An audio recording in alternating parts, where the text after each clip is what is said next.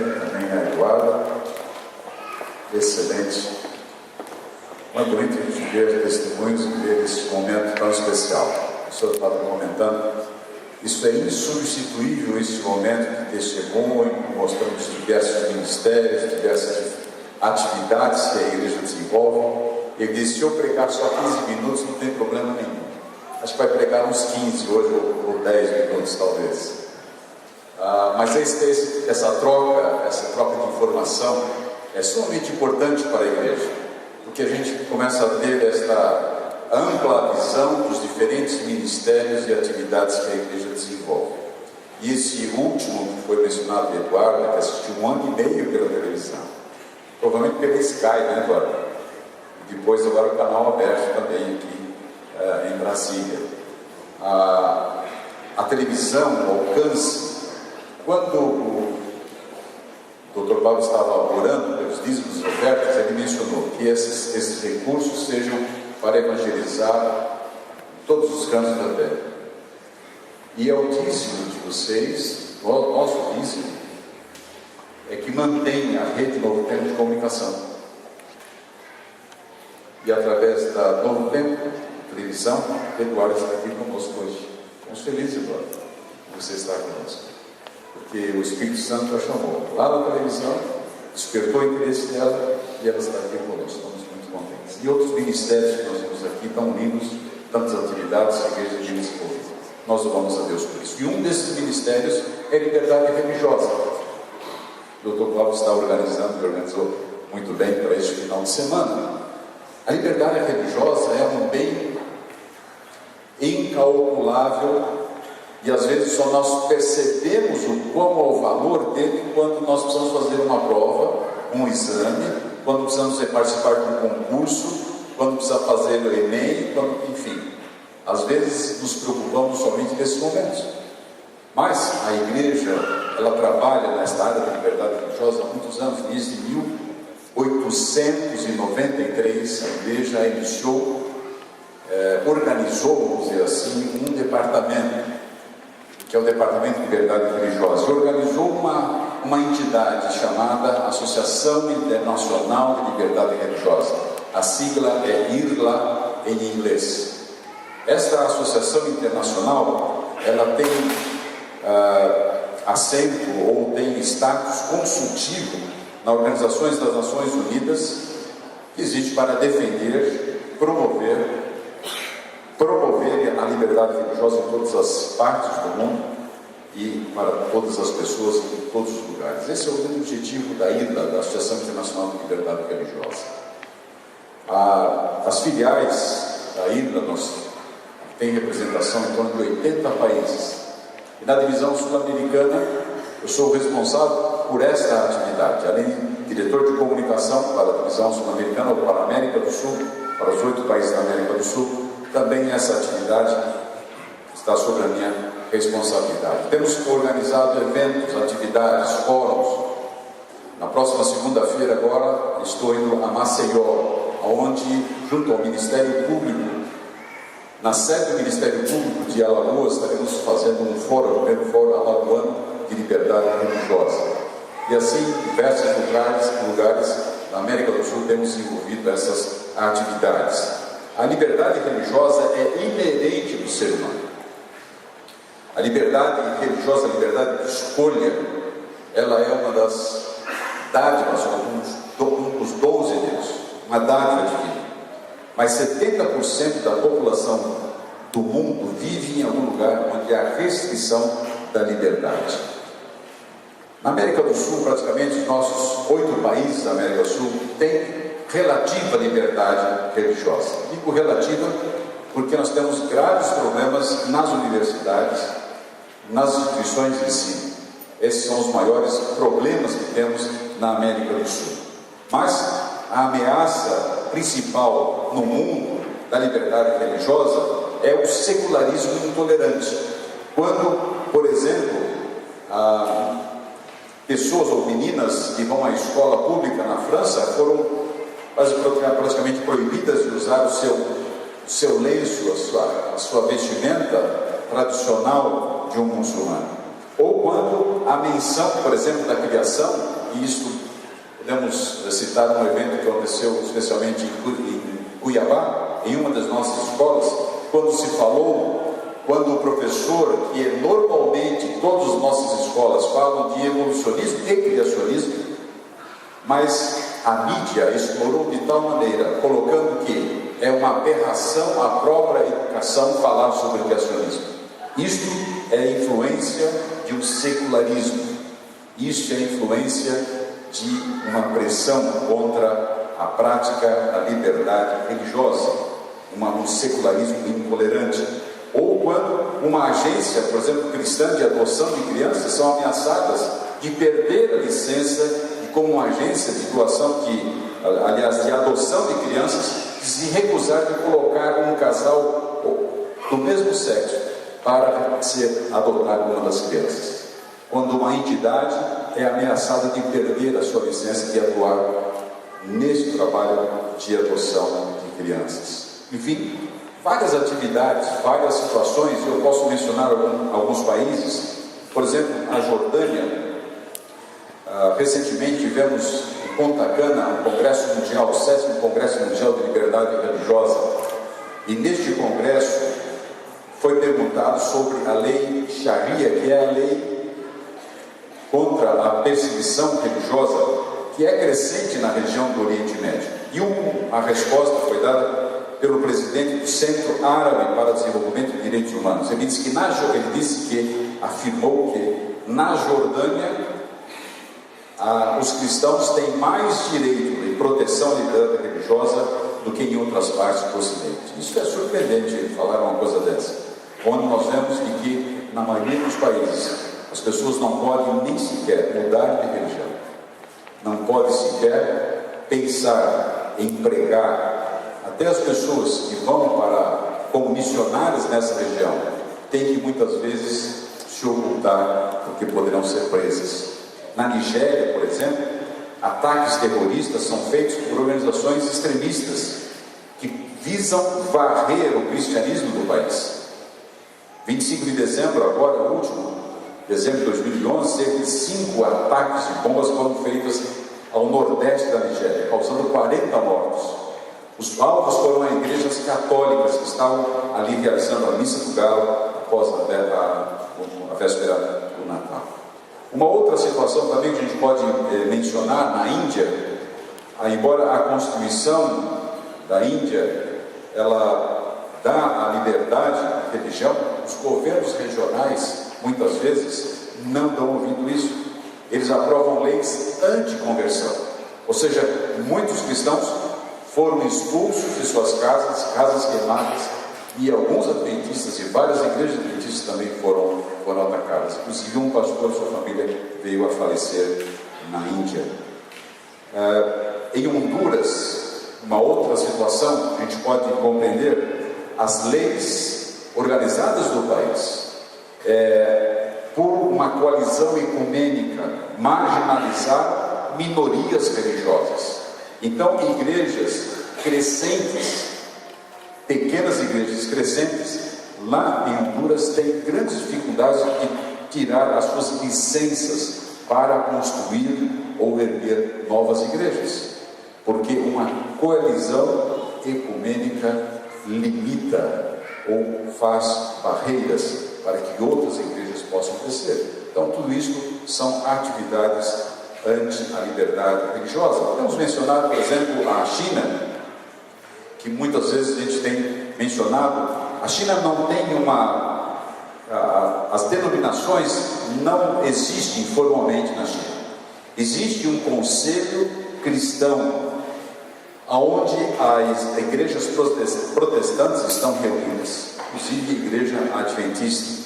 A igreja adventista possui algumas igrejas na China, grandes igrejas até, igrejas para mais de 5.000 pessoas nós possuímos na China, mas todas elas são controladas por esse conselho cristão, onde cuida e zela pelas igrejas de todas as denominações.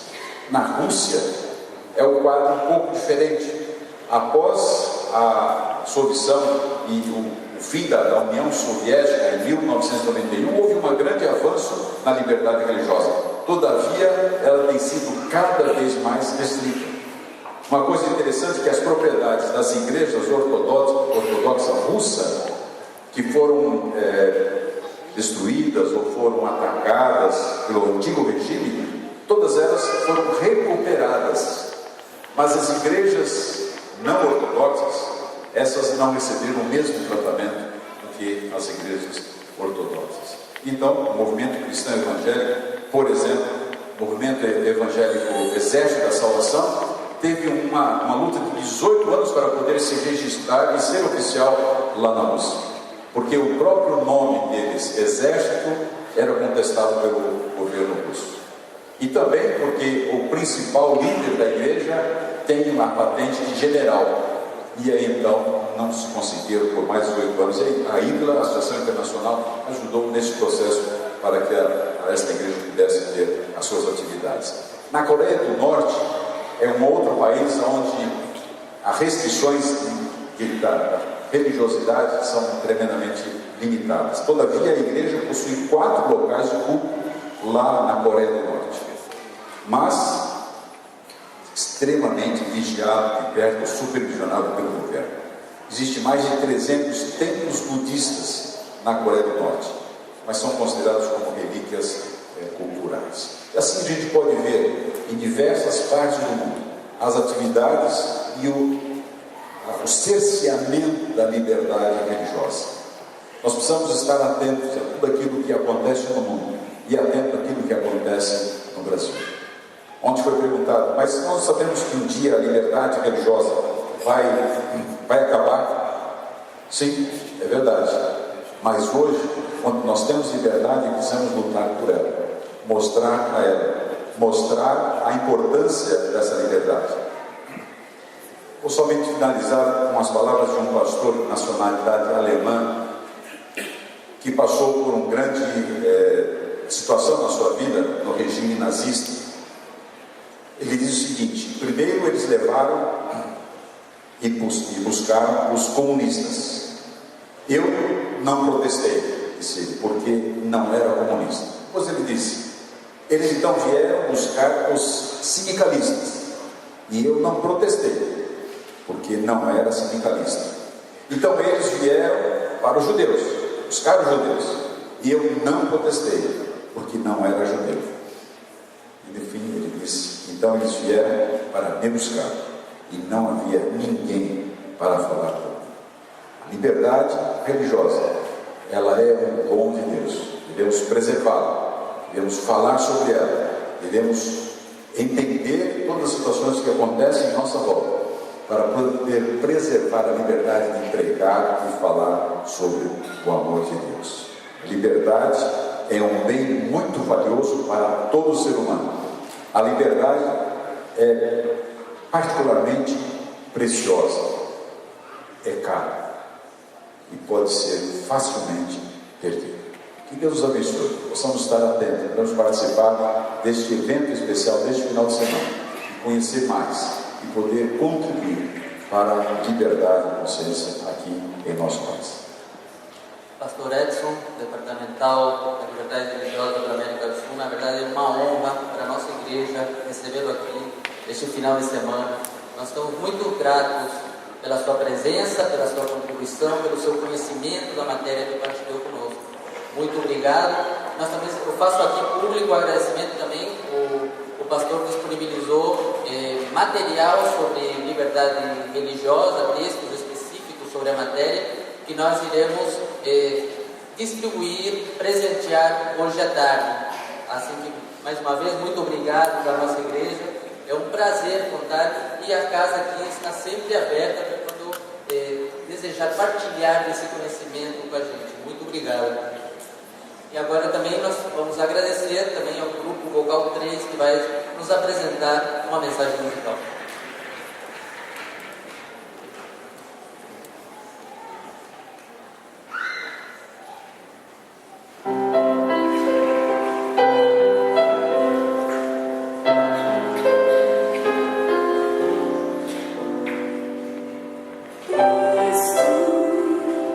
Que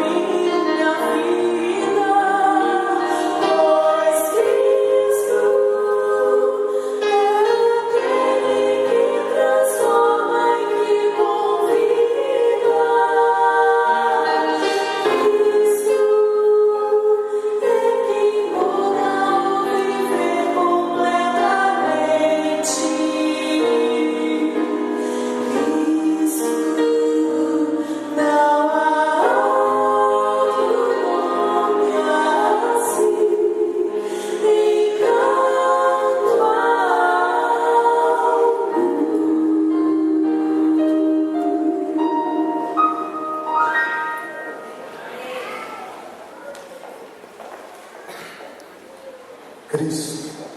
Não existe outro nome assim em lugar algum. De fato, Cristo é a razão da nossa existência. É por Cristo que vivemos, é por Ele que respiramos, é por Ele que existimos. Nessa manhã, de uma forma especial, eu gostaria de convidar todos a abrirem a palavra do Senhor no livro de Isaías. Isaías, capítulo 58.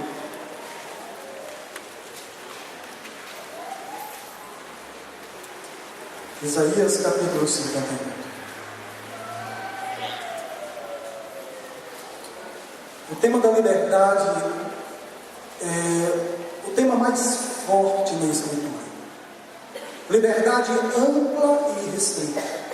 Liberdade não limitada apenas a não estar dentro de uma cadeia. Liberdade ampla. Capítulo 58, versos 6 em diante, a palavra do Senhor diz assim: por acaso não é este o jejum que escolhi? Que soltes as cordas da maldade, que desfaças as ataduras da opressão, ponhas em liberdade os cativos e despedaces todo o jugo? Não é também que repartas o pão com o faminto e recolhas em casa os pobres desamparados? Não é que vistas o nu e o cubras e não deixes de socorrer o teu próximo? Então a tua luz romperá como a alva, e a tua cura logo chegará. A tua justiça irá diante de ti, e a glória do Senhor será a tua retaguarda. O pastor leu um texto de um outro pastor que fala da omissão dele. Ele foi omisso quando os outros estavam sendo oprimidos. E agora chegou a vez dele, e ele não tinha ninguém para levantar a bandeira dele. A palavra de Deus deixa claro que o nosso papel de libertar, ele é um papel ideológico, ele é um papel físico. Ele não é apenas uma obra para se falar, é uma obra para se executar. E a palavra do Senhor deixou claro que para Deus é muito melhor que eu liberte do que os meus rituais de religião. Ele cita o jejum, ele cita aqui o jejum, mas ele fala da preferência. O Senhor Deus fala de sua preferência. Ontem nós vimos as diferenças entre alguns termos, e uma coisa é intolerância religiosa, a outra coisa é liberdade religiosa. Jesus, ele sofreu das duas coisas. O Estado o privou de sua liberdade de expressão, e por isso o Estado e o Sinédrio o condenaram à morte. E o povo, os sacerdotes, alguns escribas, foram intolerantes. Ele sofreu das duas coisas. A primeira pessoa a sofrer de intolerância mesmo está em Gênesis capítulo 4. Vamos lá ver o retrato da intolerância e o meu medo como pastor de que a gente queira liberdade para a gente queira tolerância para a gente, respeito para a gente, mas a gente não saiba respeitar o espaço daqueles que professam uma ideologia religiosa diferente da nossa. Medo disso. Eu posso mostrar alguns textos. Vou mostrar pelo menos uns dois, dentro daquilo que o tempo me permite. Gênesis capítulo 4, verso 5, verso 6, diz assim: então o Senhor perguntou a Caim: por que você está com raiva? Por causa da forma de culto do seu irmão? Porque o seu irmão fez um culto com uma música diferente da sua? Porque ele leu um texto que você não leu? Porque ele fez a oração de joelhos e você queria que fosse em pé? Por que você está com raiva do seu irmão? Por que o teu coração está tão cheio de intolerância? Por quê? Bom, e por que estás com o semblante abatido? Se você fizer o que eu quero, o que é bom, não se restabelecerá o teu semblante? Se não procederes bem, o pecado jaz à porta, e o desejo dele, o teu desejo será contra ti. Mas é responsabilidade de você dominar a tua rejeição por quem vê diferente de você as coisas. Interessante isso. Caim não obedeceu, e nos versos 8 e 9 você pode ver as consequências de Caim tirando a vida do seu irmão por intolerância religiosa. Abra uma Bíblia em outro texto. Está lá em Atos. Vamos visitar Paulo. Está lá em Atos. Atos, capítulo 17.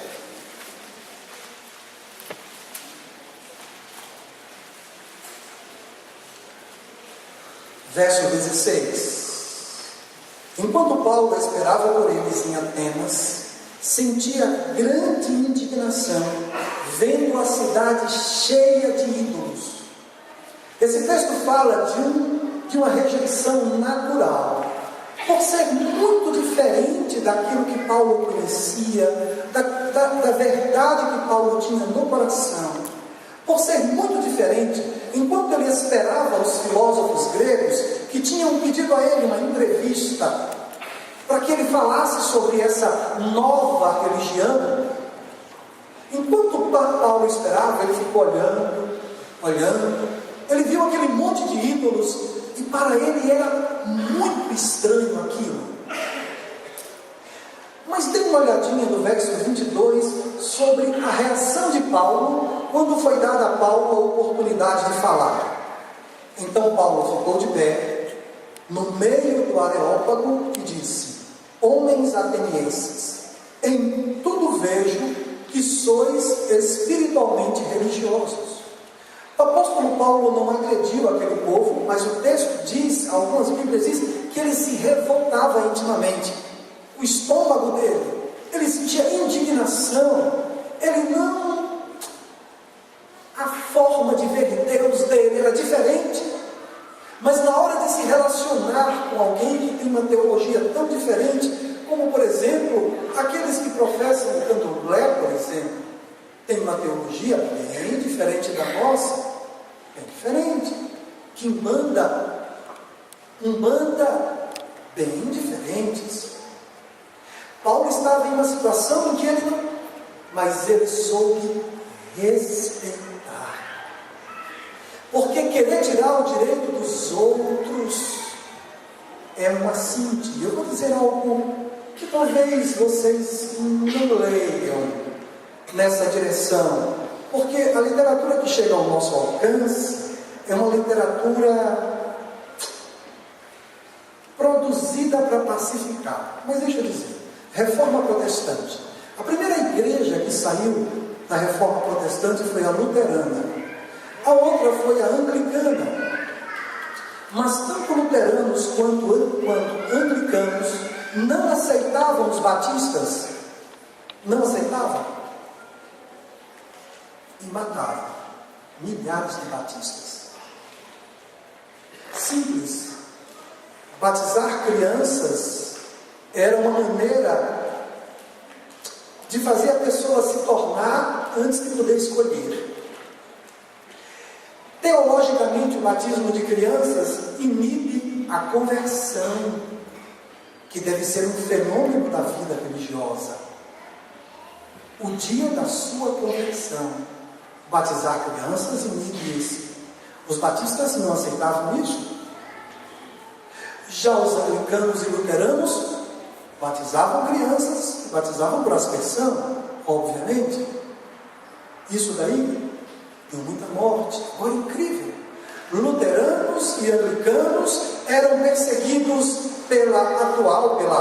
na época, a Igreja Católica Apostólica Romana, eram perseguidos lá, eram encarcerados. Mas agora agora que eles estavam livres, que eles tinham encontrado, por exemplo, na Alemanha, com Frederico da Saxônia, também na Inglaterra, Alemanha, também, os dois países, eles haviam encontrado espaço, agora eles perseguiram. Pais peregrinos, saem da Europa, vão buscar liberdade na América do Norte. Ótimo isso, maravilhoso, sonho de liberdade. Mas empreenderam uma terrível caça às bruxas. Dizem que milhões, mas só se tem registro com certa confiabilidade entre 50 mil bruxas e 100 mil bruxas foram enforcadas, queimadas vivas. Opa! Liberdade. Aí a pergunta é: o que Deus faz quando alguém não participa da visão dele? Abra a Bíblia. O que Deus faz quando alguém não participa da visão dele? Palavra do Senhor em Romanos capítulo 1. Romanos capítulo 1.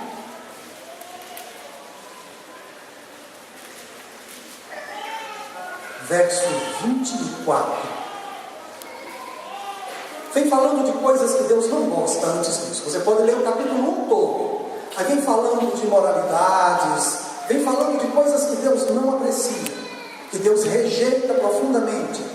E no verso 24 diz assim: é por causa disso que Deus os entregou. Deus não saiu queimando vivo. Deus não saiu fazendo isso.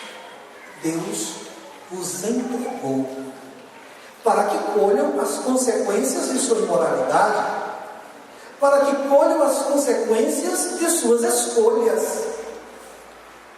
Então, a primeira grande luta da igreja adventista é pelo livre-arbítrio. Por quê, pastor? Porque foi assim que Deus criou o homem. E cada um vai responder perante Deus por suas escolhas.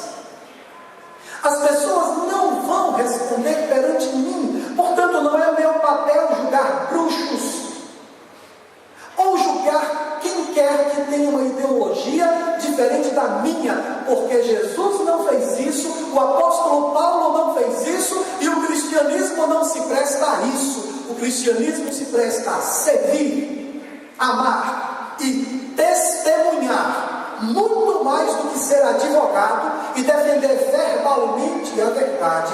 O cristão é convocado a defender a verdade com a própria vida. Na nossa igreja tem alguns rapazes que fizeram trabalhos de conclusão de curso, que fizeram alguns trabalhos nessa área de liberdade religiosa. Amados em Cristo, daqui a pouquinho eu vou chamar só um deles, para vocês conhecerem o trabalho, um pouquinho desse trabalho. Por que eu estou dizendo isso? Porque eu quero incentivar a juventude a conhecer um pouco mais a vontade de Deus sobre a liberdade de todos. E tem um detalhe: para aceitar a Jesus Cristo, Ele quer pessoas livres. Se o Estado brasileiro dissesse: a partir de hoje, todo mundo tem que ser adventista ou vai para a cadeia. Pastor, a igreja tem interesse nisso? Cristo tem interesse nisso? O Evangelho tem interesse nisso? Alguém que vai a Cristo ou que aceita o Evangelho por medo, por opressão, Cristo tem interesse nisso? Não tem. Mesmo que seu estômago fique como o de Paulo, quando você estiver diante de uma ideologia que não é semelhante à sua, tenha o controle e o respeito e o amor pela liberdade que Paulo demonstrou. E quando se levantou, não foi agressivo, mas pelo contrário, senhores, em tudo vejo que vocês são muito religiosos. Mas passando eu pela cidade, vendo as imagens e os altares, eu encontrei um. O que Paulo fez? Paulo buscou um ponto de comunhão. E antes de dizer de que igreja você é na sociedade, mostre quem você é.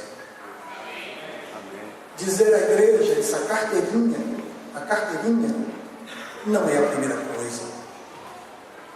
Antes, bom exemplo, amor para com as pessoas numa cidade fria, relacionamento indiferente, numa cidade em que a boa parte das pessoas que chegaram aqui, chegaram buscando o primeiro lugar, porque assim se passa em concurso, ocupando os primeiros lugares.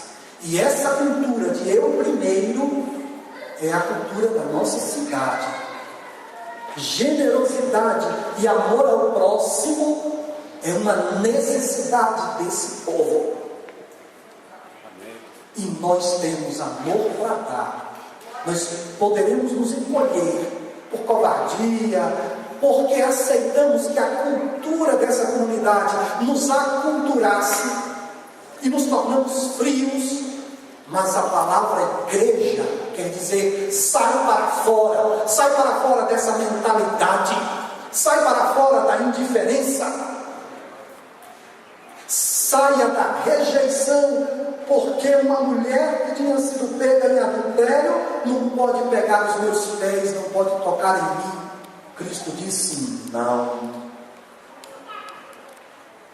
E com amor ele ganhou e salvou aquela mulher. Anote uma coisa no íntimo da sua alma: aquilo que o amor não conseguir vencer e fazer, nada mais o fará. Nada mais. A palavra do Senhor, eu não vou ler esse texto porque é o capítulo mais difícil da Bíblia. Por aí eu já estou dizendo que eu não posso entrar nele, porque se eu entrar, a hora de sair dele só Deus sabe, né? E eu preciso sair. O capítulo 17 de Apocalipse é um capítulo. Lendo, você vai encontrar a teoria dos 7 reis, que fala de um oitavo rei. Eu estou pensando se eu deveria ter dito isso, porque quando você fala, você acaba tendo que dar explicação, né? Mas assim, em outro momento a gente explica, porque senão eu sei do que dá isso.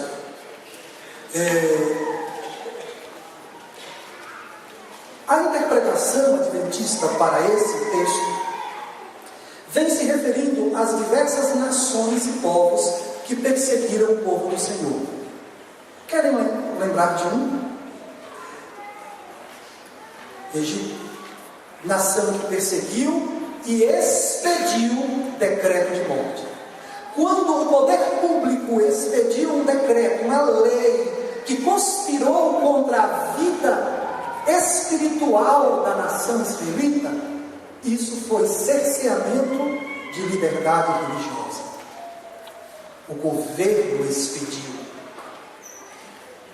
Interessante que depois que eles estavam livres lá no Egito, Deus, através de Moisés, mandou algumas leis orientando a respeito de como tratar os forasteiros.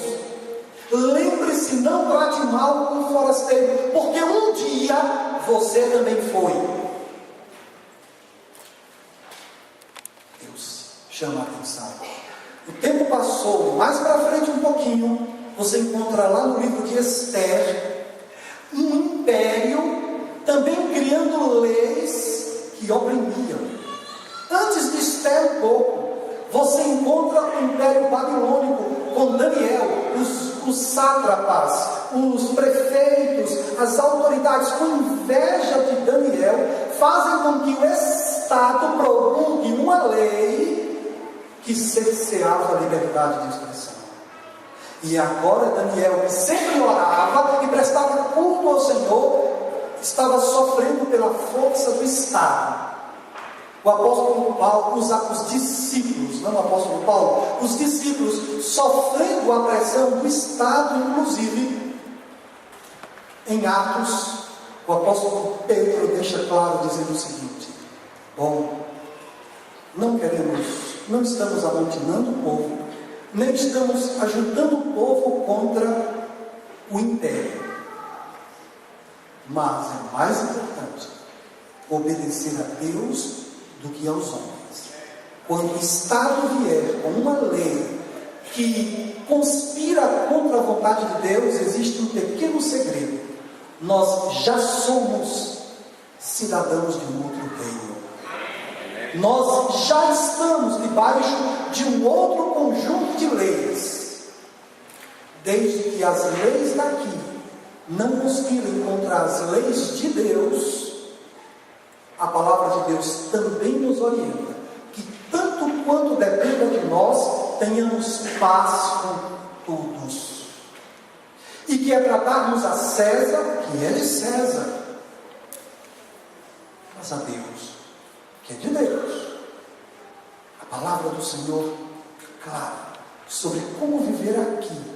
E só quando as leis daqui conspirarem contra as leis do céu, aí eu estou autorizado pelo céu a viver conforme o seu padrão e não daqui.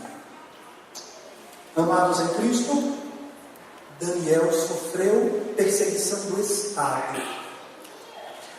Esther, Mardoqueu, por causa da manipulação de Amã,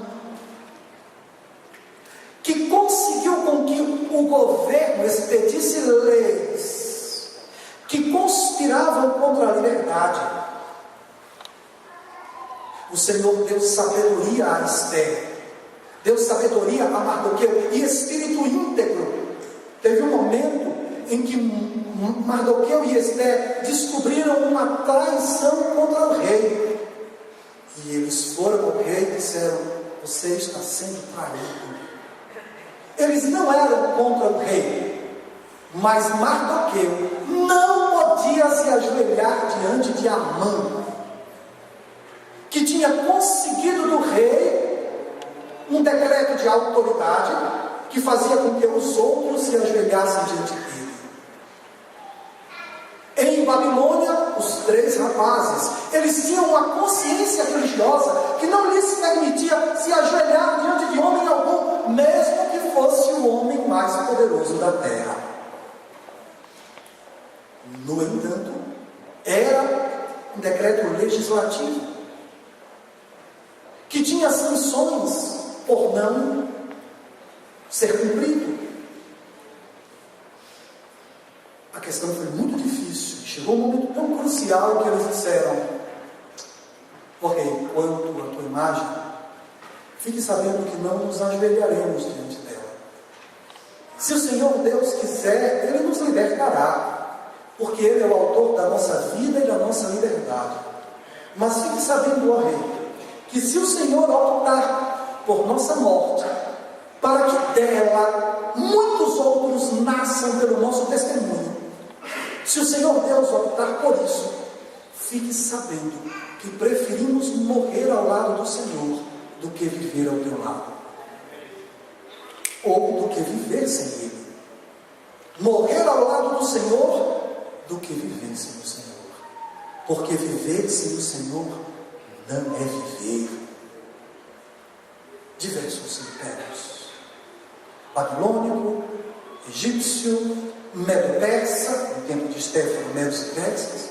Nos dias de Jesus, o Império Romano, decreto de morte, nações que colocaram leis. E Jesus, ele sofreu das duas coisas, eu disse: intolerância, e teve sua liberdade cerceada. O apóstolo Paulo, em um momento indagado, as testemunhas vinham e diziam: ele tem amotinado o povo. Ele dizia: em momento algum temos juntado o povo contra o Estado. Você pode encontrar isso em Atos capítulo 24. Mas fique sabendo, isso ele conversando com o governante. Aí ele disse: fique sabendo que a respeito do caminho a que chamam de seita, eu vou prosseguir observando os princípios, as leis dos profetas, conforme está escrito na Escritura, eu vou viver. Por causa disso, os 3 rapazes lá de Babilônia, Mesaque, Sadraque e Abednego, não pagaram com a vida, mas o apóstolo Paulo não teve o mesmo destino. Na visão de Deus, e Deus sabe todas as coisas, os 3 rapazes deveriam viver para testemunhar, mas na visão de Deus, Paulo deveria morrer para testemunhar. Quando eu li sobre Paulo, era mais ou menos 3:30 da madrugada, e uma lágrima correu. Que homem! Que homem! Eu até hoje luto com Deus para entender como a mente mais perversa do mundo, que era a mente de Nero, recebeu de Deus a permissão para decepar a mente mais brilhante da história do cristianismo. Eu luto com Deus, eu luto com Deus. A mente mais perversa recebeu permissão para decapitar a mente mais brilhante. Só que quantos aqui hoje são motivados na sua fé por Paulo? Se para a glória de Deus, em algum dia eu tiver que depor a minha vida em testemunho por sua verdade, assim o será. Amém. Assim o será. E Paulo é uma inspiração. Eu tenho 2 perguntas a lhe fazer. Vem cá. O Pablo fez um trabalho nessa área de liberdade religiosa. Parece que o Júnior fez um trabalho nessa área também de liberdade religiosa. Você foi um trabalho de graduação, não é uma tese de doutorado, né? Não é nada nessa área, mas você fez um trabalho na conclusão do seu curso. Você fez Direito, esse é o Yuri Almeida, advogado, concluiu o curso de Direito, né? Foi na UNICEUB. E assim, você sabe que meu tempo já foi, então eu e você vamos ser prestos. O que me levou a fazer um TCC na área de liberdade religiosa? O que me levou a isso? Pastor, o que me levou a fazer essa monografia, na verdade, porque o TCC é algo que não tem tantos critérios quanto a monografia. O que me levou foi um chamado de Deus. Desde que eu entrei na igreja, Deus me convocou para ser adventista e disse para mim que eu tinha que estudar Direito. Eu senti essa vontade que nunca tinha sentido antes. E pelo exemplo do meu avô, que foi presidente da Ordem dos Advogados, ele pagou o cursinho e eu consegui fazer. Depois eu desisti do cursinho para concurso e resolvi fazer Direito.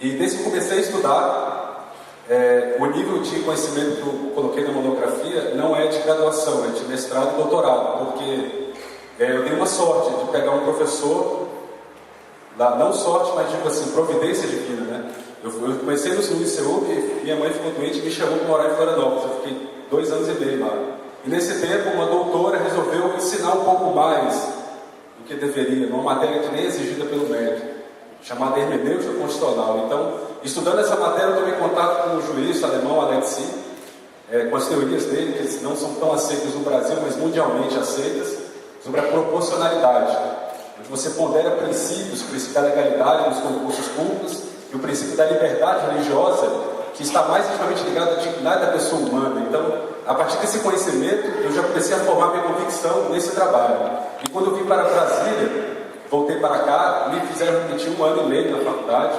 O meu curso durou 6 anos. Foi bom, porque eu estudei mais, né?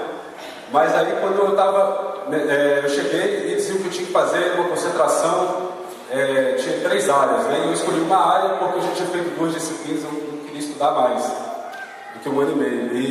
E essa área que eu fiz a concentração, que não era a que eu queria, não queria fazer a concentração nessa área, porque envolve direito penal e constitucional, mas só faltava 4 matérias, e uma delas mudaram a disciplina no meio, depois que eu escolhi, No semestre que eu ia me matricular, no último semestre, mudaram a disciplina do ICU.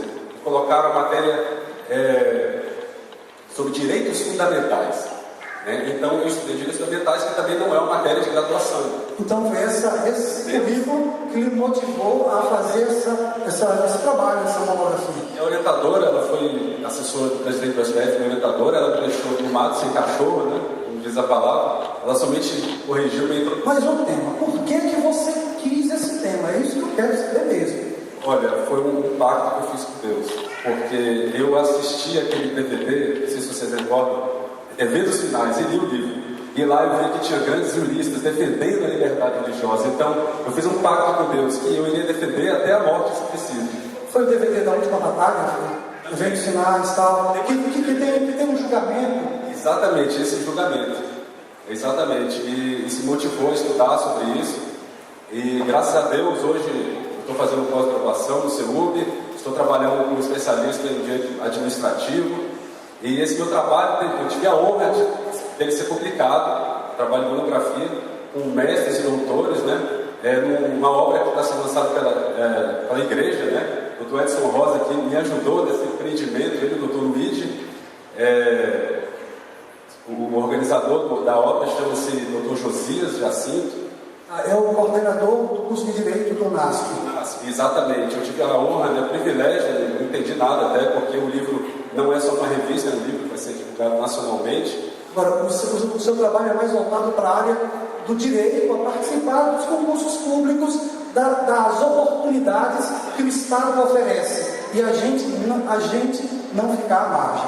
O tema chama-se A Liberdade Religiosa versus Realização de Concursos Públicos Vestibulares. 2 pontos. A concretização do direito fundamental ao descanso semanal. Concretizar é tornar factível, real, não só está no papel, a norma, na realidade, através de uma interpretação de princípios da liberdade religiosa, da legalidade, porque o edital ele precisa que todos devem sentar numa cadeira, no mesmo horário, comunicáveis e fazer a mesma prova, para ter uma isonomia, uma igualdade de condições no acesso ao cargo público e vestibular. E eu defendi que o adventista ele tem a sua consciência violada, a sua liberdade de acreditar, de crer, de exercer a sua fé. Isso é protegido em tratado de direito internacional. Então eu tratei de uma teoria de direito internacional que traz a inserção dessas normas no ordenamento jurídico com o status de lei fundamental, de norma constitucional. E não só isso, de direito fundamental que está acima das normas constitucionais. Então os direitos fundamentais, eles formam o arcabouço jurídico fundamental da nossa Constituição. Direito à vida, direito à liberdade, direito à expressão. Ok.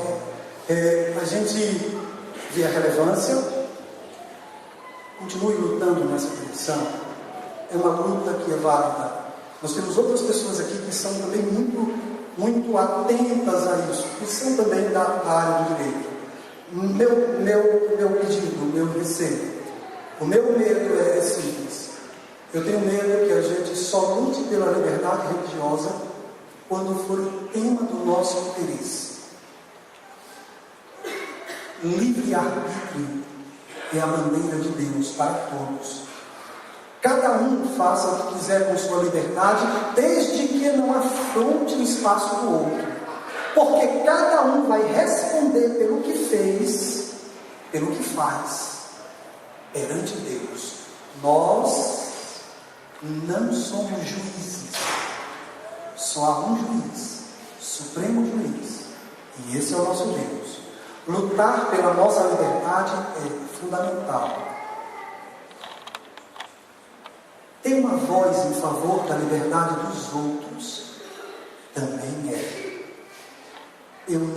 Por exemplo, eu não concordo com alguns direitos que estão pedindo que conspiram contra a família. Concordo, mas cada um tem que ser deixado livre para fazer a sua escolha. Eu só não quero que a lei me proíba de fazer a minha escolha, porque está dando direito a outros de fazer a sua escolha. Eu tenho o direito de não querer que um motorista que optou por ser homossexual leve meu filho para casa. Eu tenho direito.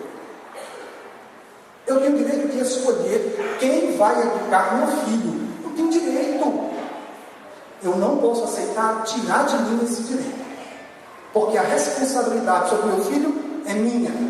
Ah, tudo bem, quer ser, pode ser. Vamos conversar, vamos, mas vai ser o educador do meu filho? Bom, aí outro assunto.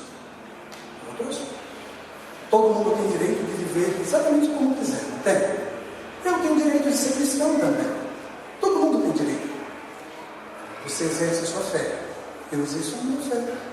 Eu não conspiro contra a sua liberdade, também não conspira contra a minha. Nesse contexto a gente vai ver. Muito obrigado por seu... Só dar uma contribuição, a importância que o Dr. Pablo falou da criação da subcomissão no AB, mas na verdade nós temos lutado pela criação de uma comissão. O Dr. Klaus, que é o palestrante de amanhã, eu quero que vocês possam vir, ele é conselheiro do AB, ele lutou veementemente, ele é amigo da presidência, do vice-presidente. Eu não vou, por fato de ser presidente também, eu tenho acesso ao vice-presidente, foi amigo dele, ao conselheiro, aos conselheiros e também ao secretário-geral, o Dr. Nico. Então, nós insistimos sobre essa criação. Eles foram relutantes e, graças a Deus, agora está saindo.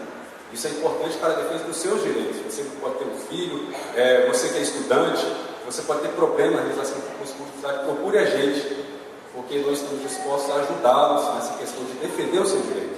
Não renuncie a ele, não renuncie ao seu direito. Seja firme, porque Deus lhe honra. Ok, Deus te abençoe. Louvado seja o nome de Jesus Cristo. Hoje à tarde, amanhã à noite, nós continuamos. E todos são convidados para esse encontro. Deus te abençoe e ilumine a todos. Vamos nos pedir louvando ao Senhor. Vamos. Todo mundo, meu filho, toque com alegria. Vem uma coisa bem. Vivaz, vivaz, vivaz. Entendeu? Vamos nos colocar de pé e louvarmos ao Senhor.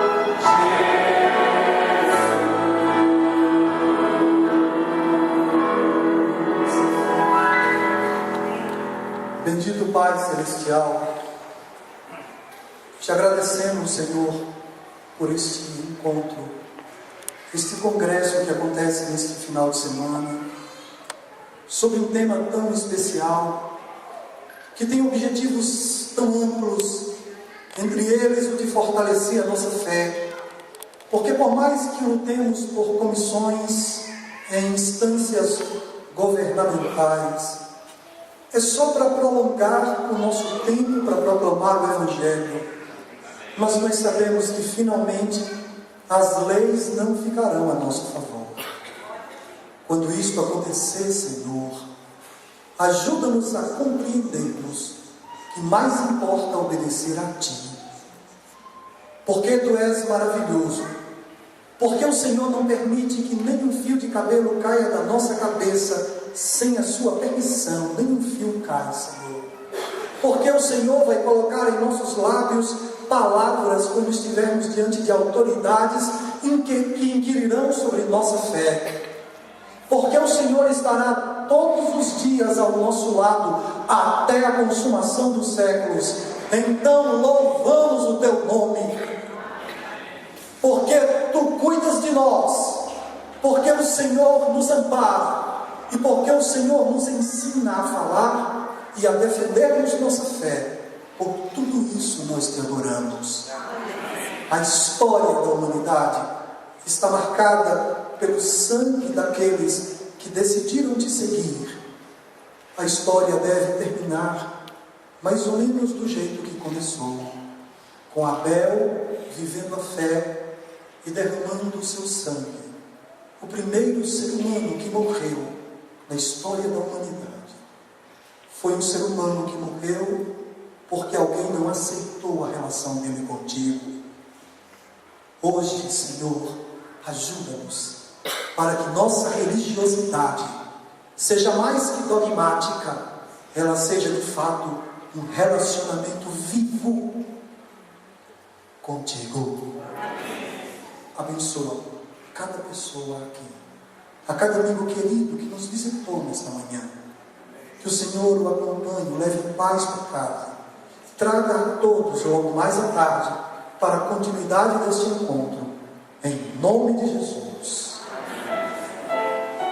Vire-se para quem está do seu lado e abençoe. É fácil. É só dizer: Deus te abençoe.